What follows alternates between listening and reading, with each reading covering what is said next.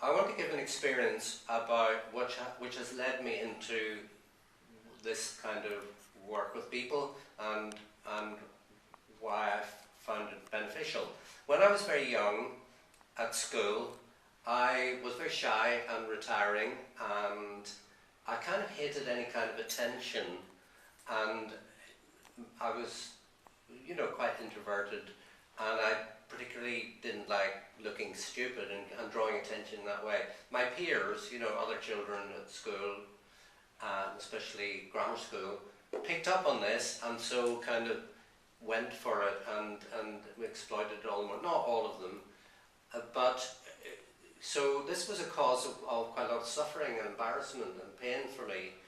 But as I got older and kind of got to be like 18 and beginning and into university years, I just suddenly discovered that if I said something stupid, and people laughed, and if I pretended that it was meant to be funny, then it became a whole different game. It was like, I was exploring being funny, and I would just pretend. If I did, quite a lot of laughter would come unintentionally, like just saying something a bit dim or weird, and people would laugh. And so gradually I became, instead of a shy, nervous person, a person who was begun being known for a sense of humour. This was in Ireland, in Belfast, where more people are comedians really than in this country, in England. So gradually, I feel I was able to turn that source of pain and discomfort into a source of strength and advantage. And of course, people with a sense of humour benefit because they're more popular, they're more likely to put people at ease. It's perhaps easier to be romantic or, to possibly pursue a sexual agenda, if there's humour in it.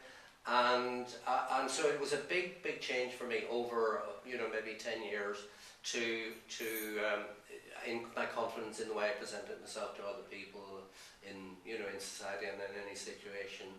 So that was a big learning for me. And then later in life, I began to discover improvisation.